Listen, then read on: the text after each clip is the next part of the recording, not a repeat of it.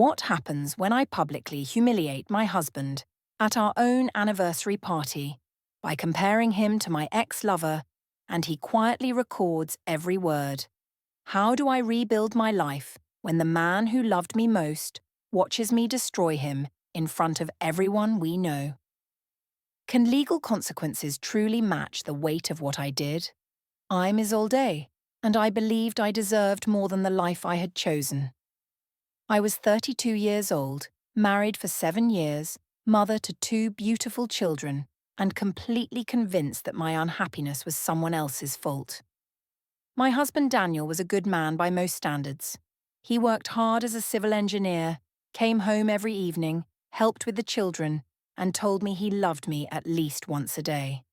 But love was not enough for me. I wanted passion, excitement, the feeling of being truly alive. Daniel gave me stability, and I had grown to resent him for it. The night of our 7th anniversary, Daniel had reserved the private rooftop section of the Meridian Hotel for 40 guests. String lights swayed in the summer breeze, the downtown skyline glittered behind us, and soft jazz played through the speaker system.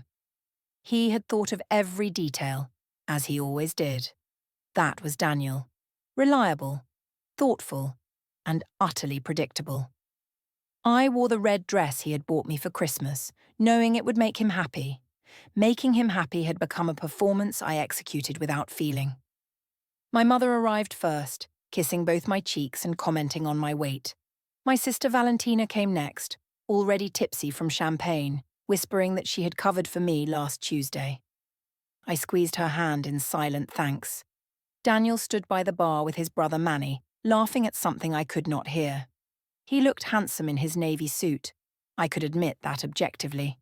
His shoulders were broad, his smile was warm, and any woman would consider herself lucky to have him. I had stopped feeling lucky 2 months ago when Marcus Vega sent me a message on social media. Marcus had been my first real passion in college. He was charming, spontaneous, and completely unwilling to commit. When he took a job in California right after graduation, he left me heartbroken. Daniel came into my life a year later, offering everything Marcus could not: stability, devotion, a future. I chose the practical path. But when Marcus reached out after all these years, something inside me awakened. One message became 100, then phone calls, then a visit last month when Daniel was away for work. Marcus had come to my city specifically to see me. He had booked a room at the Belmont Inn, and I had gone to that room. Daniel clinked his glass around 8 o'clock, calling for attention. The rooftop fell quiet as he straightened his tie nervously. He thanked everyone for coming and talked about the night we met at our friend Keisha's party. He said he knew that night he would marry me, even though it took him 8 months to ask me on a date. The guests laughed warmly, and my mother wiped her eyes. Then Daniel turned to me and said that 7 years ago I made him the happiest man alive. He said watching me become a mother changed his understanding of love. He said I was his home, his compass, his reason for everything. I smiled through his speech and said the right things in response. The words came easily because I had rehearsed them. Inside, I was counting the minutes until I could slip away to the corner with my girlfriends. Inside, I was thinking about Marcus, who had texted that morning asking when we could meet again. By 9:30, the men had migrated to the cigar lounge Daniel's friend had arranged. I watched my husband disappear into that cloud of smoke and felt relief spread through me. I found Keisha at my elbow with a fresh drink, and together we claimed a semicircle of chairs in the corner with Valentina, Sandra from my book club, and Deja. These were my people, my confidants, the women who understood that marriage was not a fairy tale. I told them I had reconnected with Marcus. Their reactions were delicious.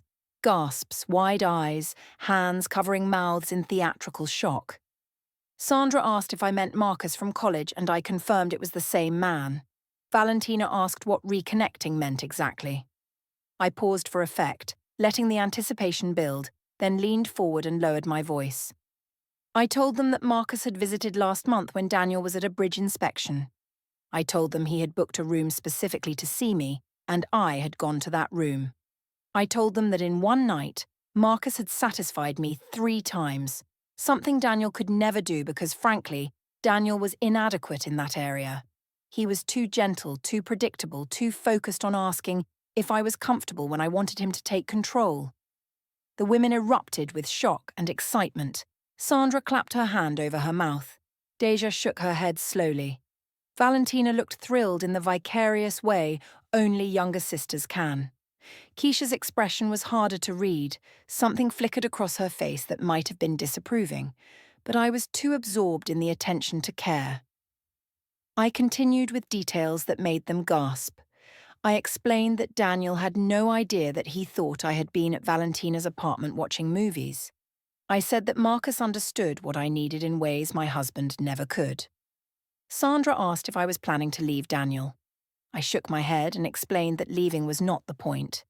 Daniel was a good provider and he loved the children. I simply needed something for myself, something that reminded me I was still a woman with desires. Every woman deserved to feel alive, I said. If Daniel could not make me feel that way, I was entitled to find it elsewhere. What I did not know was that Daniel had left the cigar lounge to return his mother's call. He had walked toward our corner, phone to his ear, not looking for me but simply moving away from the noise. And then he heard my voice. He heard the laughter. He heard the words that would change everything. He did not confront me that night. That was not Daniel's way. But something broke in him on that rooftop. I would see it later in small ways I dismissed. The distance in his eyes, the careful way he spoke. At the time, I noticed nothing. I returned to the party feeling lighter than I had in months. Later that night, I passed Daniel's home office and noticed a red-circled date on his wall calendar. Small writing read, Parkview Commons 9 a.m., a location and time that meant nothing to me. On his desk sat a folder labelled Household that seemed thicker than utility bills required. The guest room bed had been neatly made, though no guests had visited. I dismissed these details as coincidence and went to sleep thinking about Marcus. Returning to work after the anniversary weekend felt like stepping back into a costume. I adjusted my professional smile, organised my desk, and prepared for the weekly coordination meeting at Lakewood Insurance. The office hummed with its usual rhythm of ringing phones and clicking keyboards. My desk was positioned near the centre of the open floor plan, which meant everyone could see me. This had never bothered me before, but today I kept my phone face down beside my keyboard. Marcus had texted that morning asking when we could meet again. I had not replied yet, savouring the anticipation. Around 11, my manager Diane appeared at my desk with an unusual expression. She asked if she could speak with me privately. My stomach tightened as I followed her to the small conference room near the elevators. The glass walls offered no privacy, and I could feel curious eyes tracking us across the floor. Diane sat across from me and folded her hands on the table. She said she had noticed some changes in my work over the past few weeks. She mentioned missed deadline reminders, gaps in my expense reports, and comments from colleagues about my phone usage during meetings. I felt my face flush with indignation rather than shame. I explained that I had been dealing with family stress and a minor health scare with my mother. None of this was true, but Diane had no way of knowing that. I had learned long ago that invoking family emergencies created instant sympathy. Diane nodded and said she understood that life outside work could be demanding. But she also said the regional manager had been asking questions about our department's productivity. She said this was not a formal warning, just a friendly heads-up between colleagues. I thanked her and promised to do better, then walked back to my desk with my head held high. For the rest of the morning, I was acutely aware of my behaviour. I kept my phone in my purse and responded to emails promptly. But during lunch in the break room, I noticed 2 co-workers whispering and glancing in my direction. One of them, Priya from claims processing, quickly looked away when I caught her eye. The other, Douglas from accounting, did not bother hiding his stare. Something cold settled in my chest. I told myself they were probably discussing my meeting with Diane, which had happened in a glass-walled room visible to everyone. That evening, I came home to find Daniel at the kitchen table with papers spread before him. The children were with his mother for our weekly adult evening. Usually we spent this time cooking together or watching a movie, but tonight, Daniel had chosen paperwork instead. He said he was reviewing our finances, something he did quarterly to make sure everything was in order. There was nothing unusual about this. Daniel was meticulous about money. But as I leaned closer, I noticed he had highlighted several entries in yellow. He pointed to a charge from a restaurant downtown that I did not recognize and asked if I remembered what that was for. My mind raced. The restaurant was where Marcus and I had met for lunch 3 weeks ago. I had paid with the joint credit card without thinking. I told Daniel it was a work lunch with a client, an impromptu meeting to discuss a claim. He nodded slowly and said he did not remember me mentioning a client lunch that week. His voice carried no accusation, just a careful neutrality that made me more anxious than anger would have. I changed the subject by asking about his bridge project. He answered politely but briefly, offering none of his usual enthusiasm. We ordered Thai food and watched television, sitting on opposite ends of the couch with a distance between us that felt deliberate. When I reached for his hand during a commercial, he did not squeeze back. After a moment, he withdrew to reach for his water glass and did not reach for me again. Later that night, I heard the printer in Daniel's office whir to life. The sound was brief, just a few pages, and then silence. I thought about checking what he had printed but decided against it. Daniel's office had always been his private space. Over the following days, I noticed changes in Daniel that I could not easily explain. He was going to bed earlier and waking before dawn. Twice I found him already showered and dressed when I emerged at 6:30, sitting at the kitchen table with coffee and his phone. He scrolled through something he quickly put away when I entered.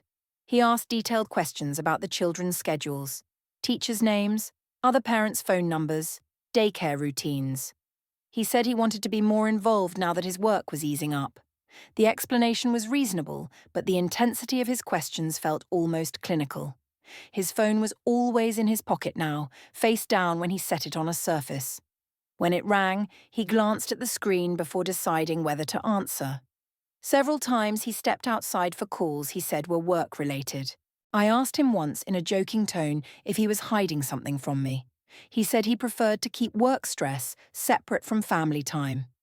His answer was perfectly sensible and completely unsatisfying. The most disturbing change was that Daniel stopped arguing with me.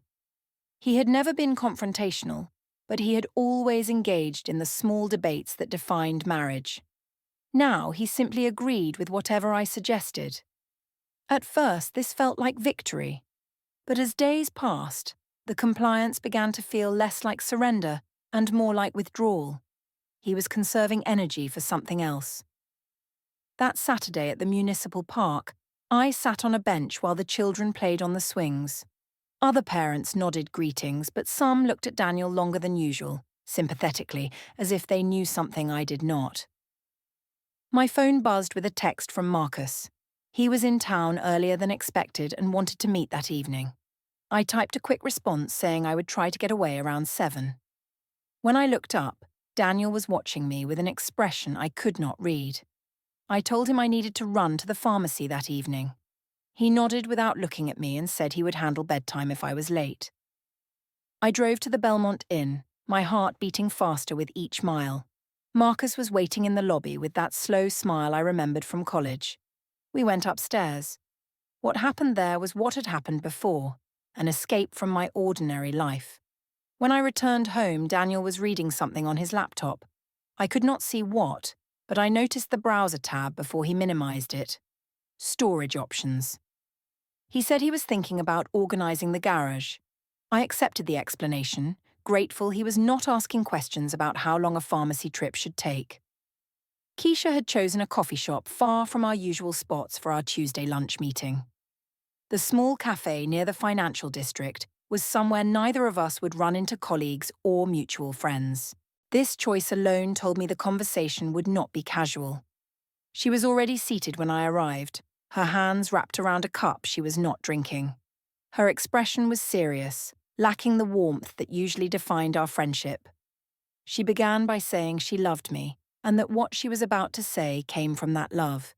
She said she had been thinking about the anniversary party, about what I had shared in our corner of the rooftop. She said she had not been able to stop thinking about it, and the more she thought, the more worried she became. I felt my walls rise immediately. Keisha said she was worried I was making a mistake I could not take back. She said Daniel was a good man, not perfect, but good. She said what I was doing with Marcus was not just a secret anymore. Secrets had a way of spreading, especially when shared with multiple people at a party where 40 guests were present. She asked if I trusted Sandra completely, if I trusted Deja, if I trusted even my own sister not to let something slip after too much wine. The question stung because I had not considered it. I had been so focused on the thrill of confession that I had not thought about how secrets spread like water through cracks. Keisha continued, her voice gentle but firm. She said the Isil day she remembered from college had disappeared somewhere along the way. She said the woman who whispered at the anniversary party was someone she did not recognize or want to know. I told her she did not understand what it was like to be married to someone who could not satisfy basic needs. I said she had the luxury of staying single, of dating whoever she wanted. I said I had given Daniel the best years of my life, and I was entitled to something for myself. Keisha's expression shifted. Something hard entered her eyes. She said what I had just said was exactly why she was worried. She said I sounded like someone building a case to justify something I already knew was wrong. She said if I truly believed my marriage was over, I should end it honestly, instead of lying to a man who trusted me completely. We sat in tense silence before she stood and left money on the table for her untouched coffee. I watched her walk out knowing something between us had broken. The next morning I received a text from Sandra. She had posted photos from a girls' night out 2 weeks prior. What Sandra had not realized was that one photo showed me in the background with my phone visible. The screen displayed a text conversation with the contact name M, clearly readable to anyone who zoomed in. I discovered this because Douglas from accounting sent me an internal message asking if M was someone special, adding a winking emoji that made my skin crawl. I texted Sandra urgently asking her to delete the photo. She responded with confusion asking what was wrong. I said the angle was unflattering, anything to avoid the real reason. She agreed reluctantly, but not before the photo had been visible for nearly 18 hours. I spent the afternoon wondering who else had seen it. That Saturday was Keisha's 34th birthday party in her backyard. Despite the tension between us, she had not uninvited me. I arrived with Daniel and the children, wearing my best relaxed smile. Perhaps 30 people were spread across the lawn, including mutual friends and some of Keisha's work colleagues. Daniel went immediately to help at the grill, falling into easy conversation with others. The children found friends their age and disappeared. I found Sandra and Deja near the drinks table. They greeted me warmly enough, though I sensed a new carefulness in their manner. The first hour passed uneventfully as I circulated among the guests and helped arrange the cake. Then someone proposed a toast. Everyone raised their glasses and people began sharing their favorite Keisha memories. Funny stories from college, workplace anecdotes, a touching tribute from her mother. When it reached my turn, something shifted in my mind. Maybe it was the wine. Maybe it was the accumulated tension of the past weeks. I started to say something generic about Keisha introducing me to my husband, but then I found myself adding a joke. I said that while Daniel was perfectly fine as a husband and father, sometimes I wondered what would have happened if Keisha had introduced me to someone more exciting. I said this with a laugh, glancing at Daniel as if including him in the joke. The backyard went quiet. Someone near me inhaled sharply. I saw Keisha's face drain of colour. Daniel's expression did not change. He stood by the grill, spatula in hand, looking at me with perfect calm. But something in his eyes, a coldness I had not seen before, told me he had registered the insult. I tried to recover by raising my glass higher and saying I was kidding, that Daniel was wonderful. People laughed nervously and drank, but the mood had shifted. For the rest of the party, people avoided me. Sandra and Deja found excuses to be elsewhere. Even Valentina kept her distance. Daniel, by contrast, received an outpouring of quiet support. I watched various guests approach him with pats on the shoulder and sympathetic nods. When we left the party, Daniel drove in silence. I tried to apologize, saying the joke had come out wrong. He said nothing. Finally, as we pulled into our driveway, he spoke. He said what I had said at the party was the kind of thing that could not be unsaid. He said he had spent 7 years trying to be enough for me, and clearly he had failed. He said from now on, he would stop trying to figure out what I wanted and instead focus on what was best for the family. I asked what that meant. He opened his door and stepped out, pausing to look at me over the roof of the car. He said it meant he would handle things properly. Then he went inside to carry the sleeping children to their beds. I sat alone in the car, his words echoing in my ears. The next afternoon, Amara came home from school and asked me a question that stopped my heart. She asked who Marcus was. She said Daddy had asked her if any man named Marcus ever came to our house when he was not home. Daniel was investigating through every available channel, even our 6-year-old daughter. The walls were closing in. Grace Okafor had invited me to dinner at her house without Daniel. She explained that she wanted some woman-to-woman time to discuss family matters. I agreed, partly out of obligation and partly out of curiosity about what she knew. Her house was warm and familiar, filled with photographs of Daniel and his brother at various ages. Nigerian art decorated the walls, and the smell of jollof rice drifted from the kitchen. Grace greeted me at the door with a hug that felt slightly mechanical. We made small talk for perhaps 5 minutes over tea. Then Grace set down her cup and looked at me with eyes that had seen through children's lives for 30 years as a school principal. She said she loved me like a daughter. She said when Daniel first brought me home, she had seen something special in our connection. She had watched us build a life together and bring 2 beautiful grandchildren into the world. Then her voice hardened. She said lately she had noticed changes in her son. Daniel had lost weight. He slept poorly. When he talked about his family, he used words like the children and the house, but rarely said we or us. She said a mother noticed these things. She had also noticed changes in me. She said I seemed distracted and less present than before. Other people had mentioned things to her, nothing specific, just impressions that something was wrong in our marriage. She asked me directly, looking straight into my eyes, whether I was being faithful to her son. The question hung in the air like a blade. I could have lied. I should have lied. But something about Grace's gaze made denial feel impossible. I did not admit to the affair directly. Instead, I spoke about unhappiness. I said marriage was difficult and that Daniel and I had grown apart. I said sometimes 2 people loved each other but were not compatible in every way. I said I was trying to figure out what I wanted, and I hoped everyone would give me space. Grace listened without interrupting.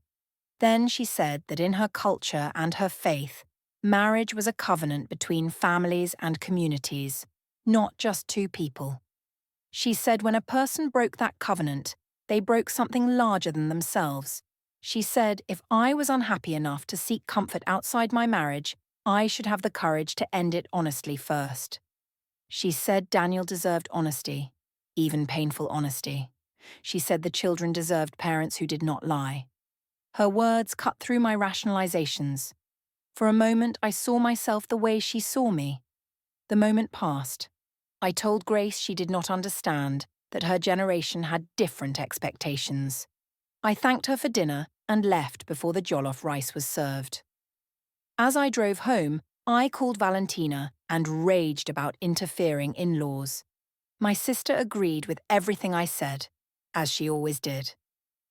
The next afternoon, I picked up Amara from school. The pickup line was its usual chaos of inching cars and streaming children.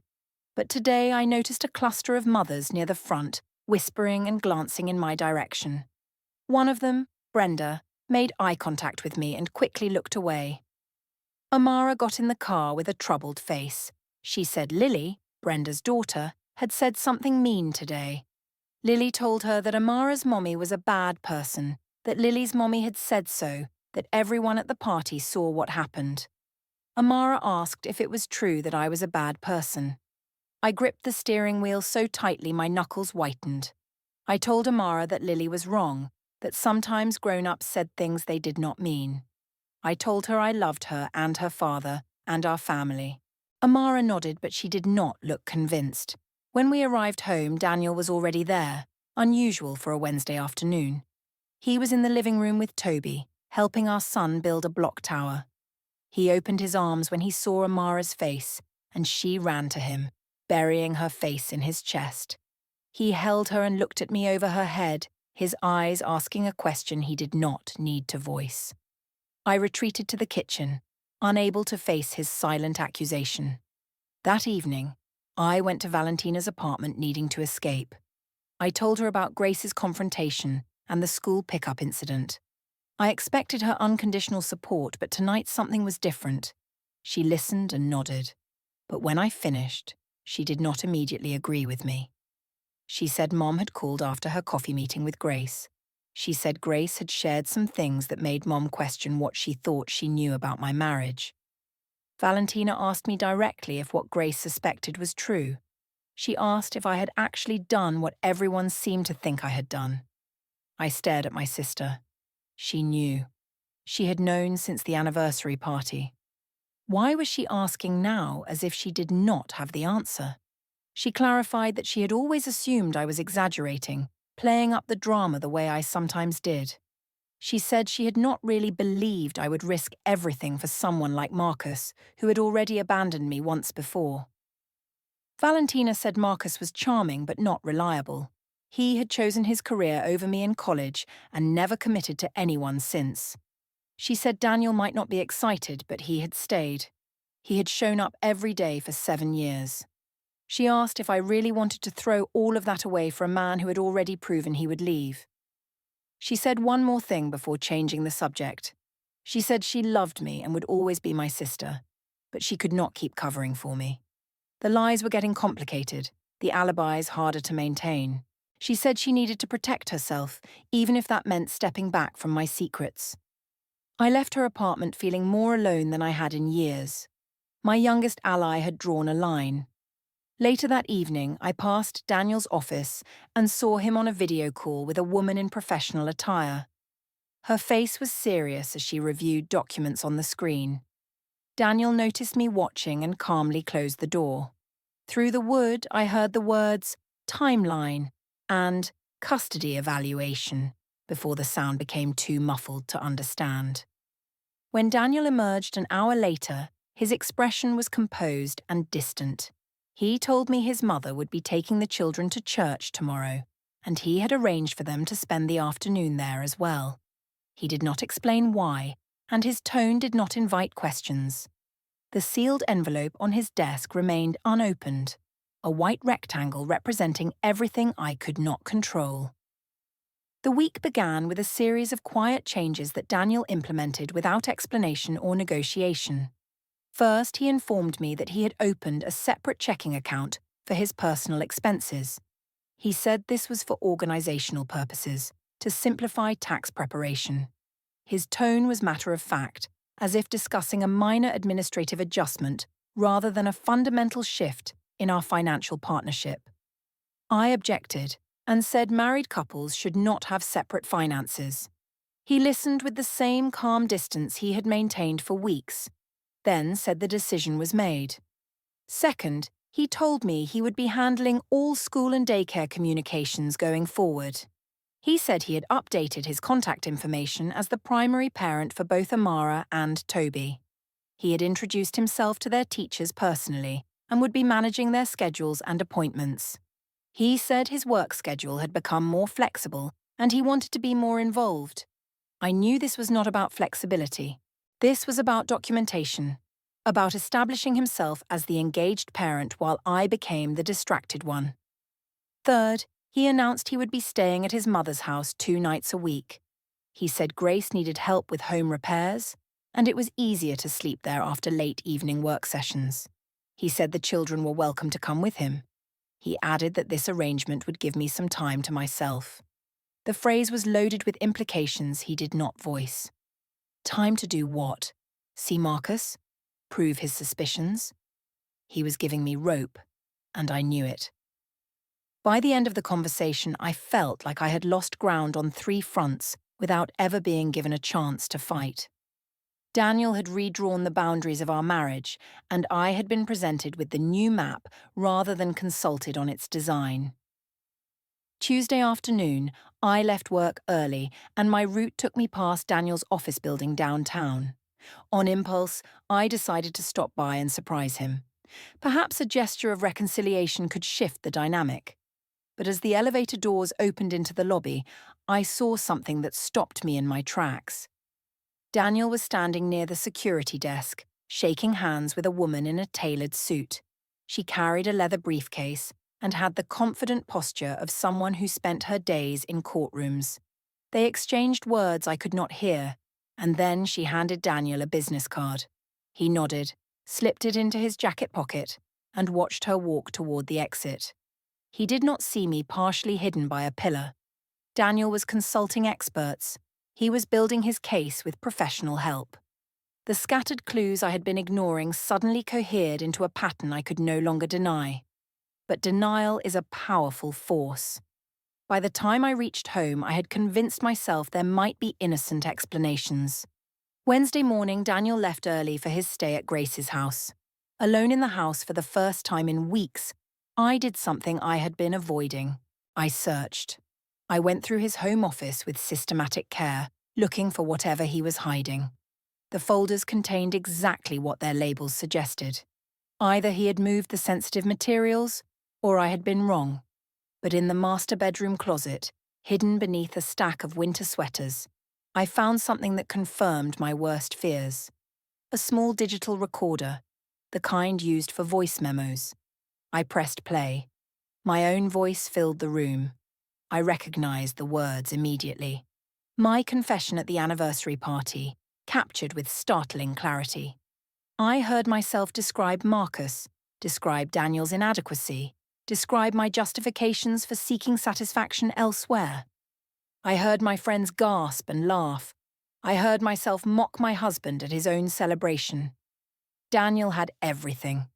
He had recorded the most damaging confession I could possibly have made. He had kept it for weeks while I denied and deflected.